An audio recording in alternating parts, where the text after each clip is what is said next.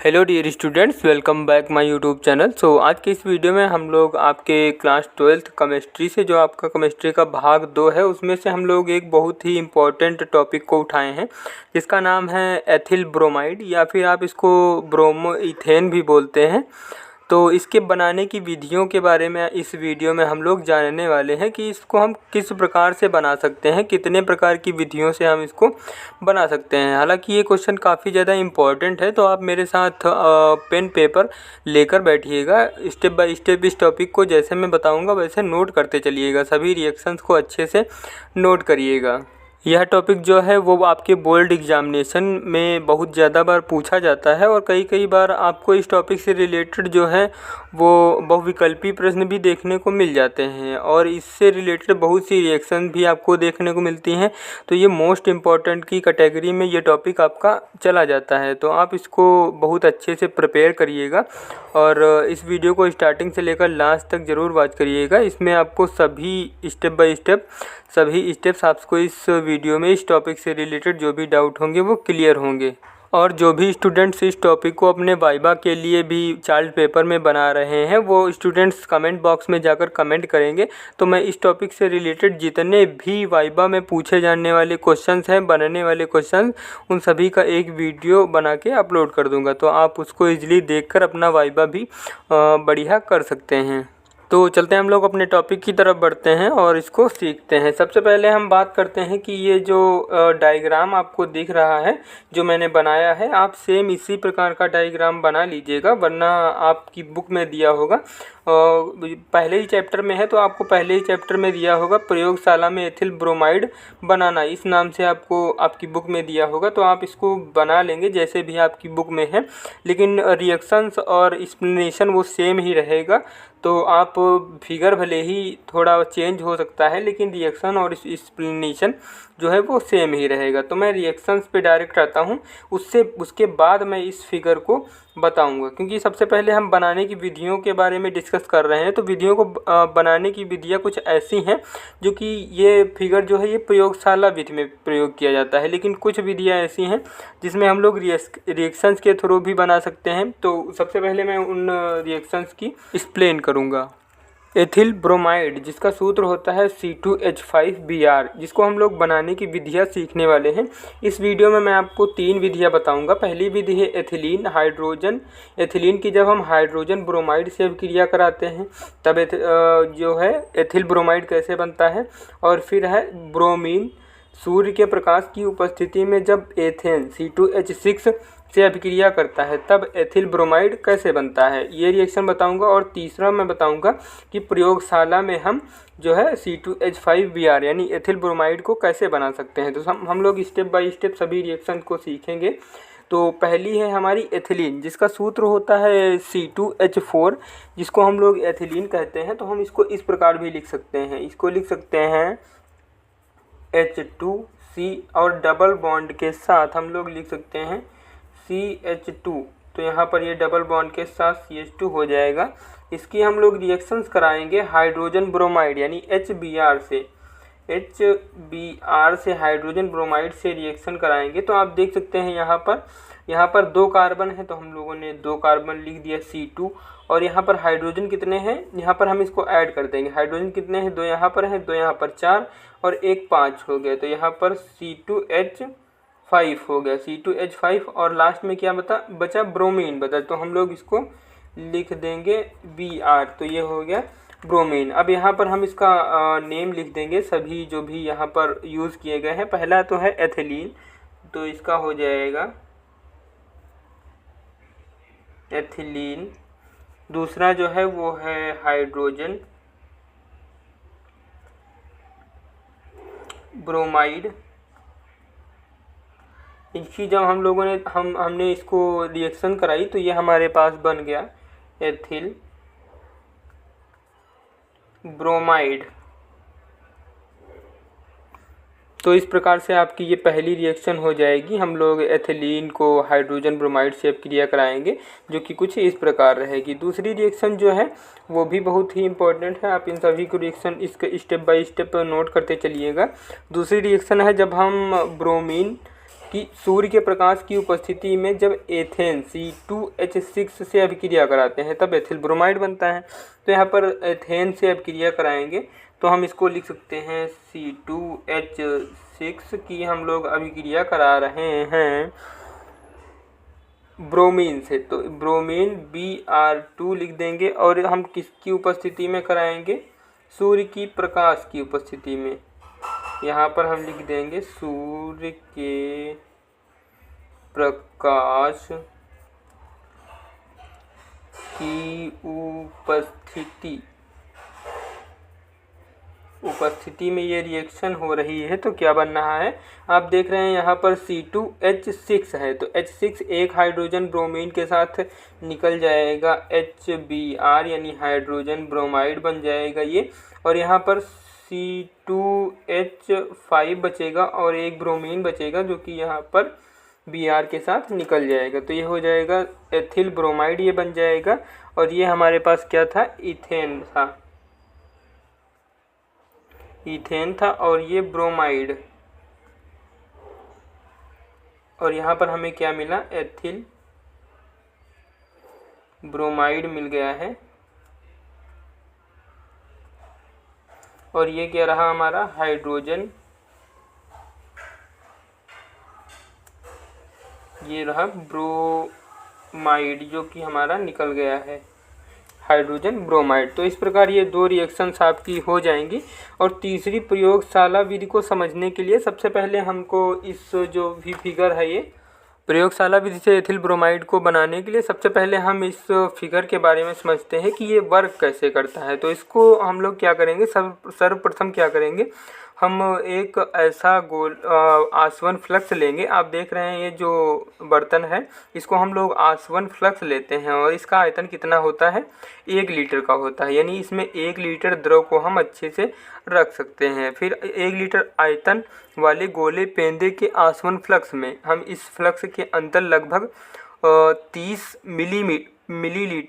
Millilitre सांद्र sulphuric अम्ल यानी H2SO4 तथा 40 millilitre ethyl alcohol C2H5OH। H2SO4 की मात्रा कितनी होगी? 30 मिलीलीटर, जबकि C2H5OH की मात्रा होगी 40 मिलीलीटर।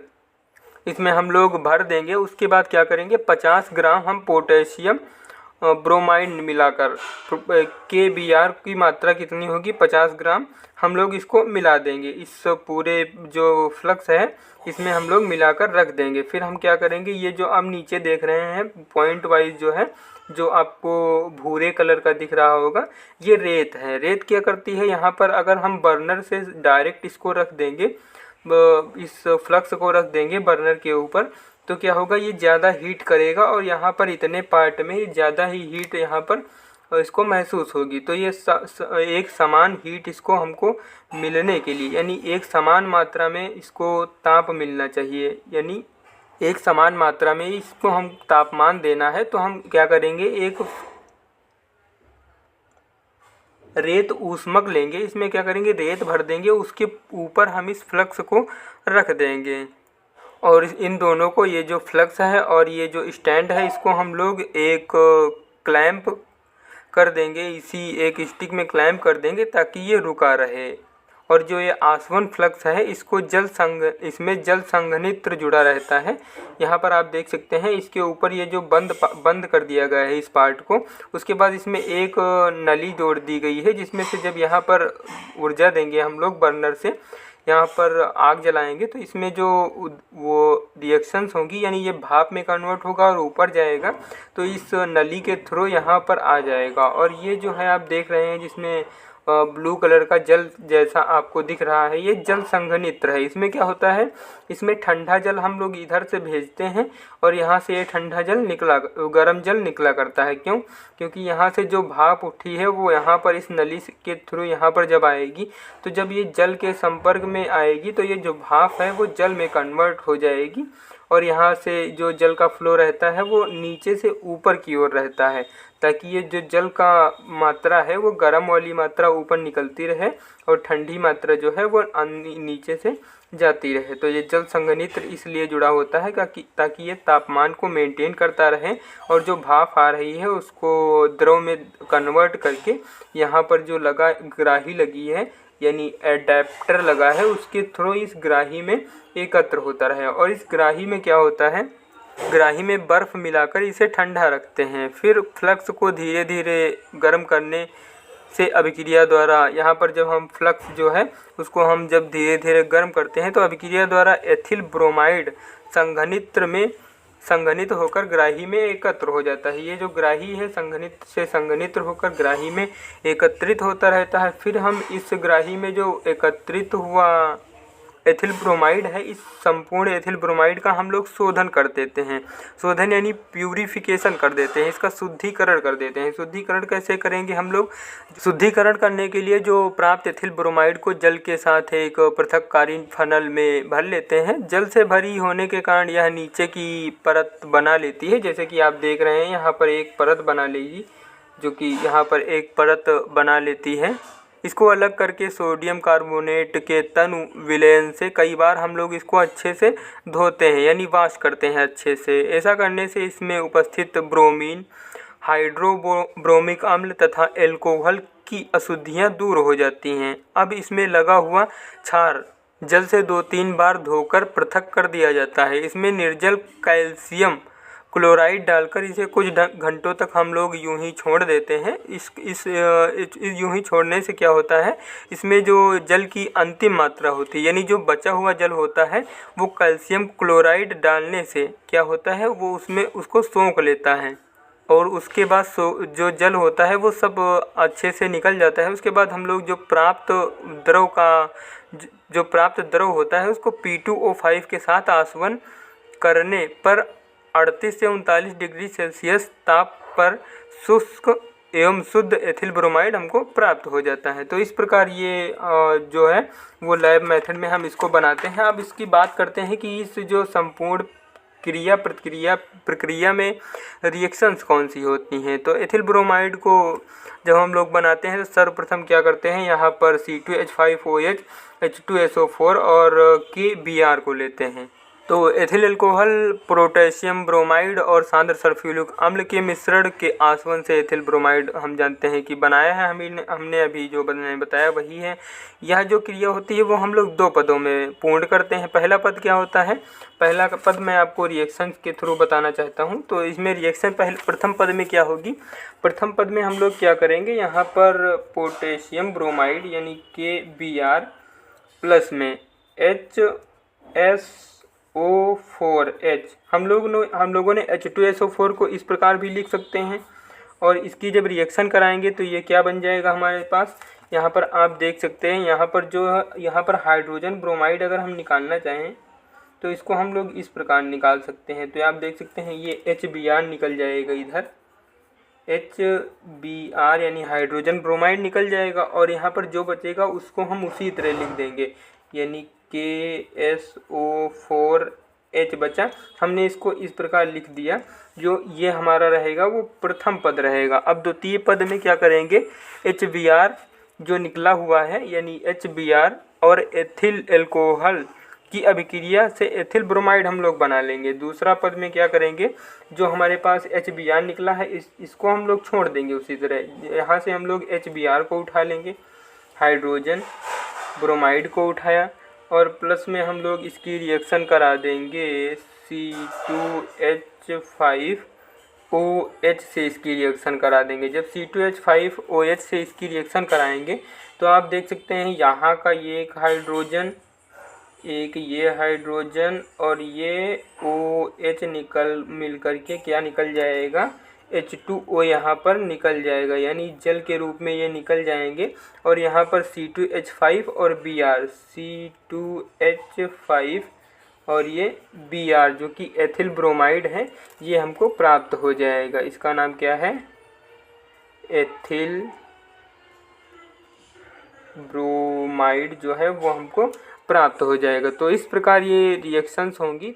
आई होप इस टॉपिक को इस वीडियो के माध्यम से आप अच्छे से समझ सके होंगे और इसको बढ़िया से अपने नोट्स में भी लिख लिया होगा। तो इसी प्रकार के क्वेश्चंस के वीडियोस पाने के लिए आप हमारे चैनल को सब्सक्राइब कर लीजिए और इस वीडियो को ज़्यादा से ज़्यादा अपने फ्रेंड्स में भी शेयर करिए। और इस टॉपिक से रिलेटेड वाइवा में जिन्होंने बनाया है इसको चार्ट पेपर में, वो बच्चे कमेंट करेंगे तो मैं अगला वीडियो जो है इसके जो वाइवा में क्वेश्चन पूछे जाने हैं उन पर बना के अपलोड कर दूँगा। तो आज के लिए इतना ही, मिलते हैं किसी नेक्स्ट वीडियो में किसी नए टॉपिक के साथ। तब तक के लिए जय हिंद।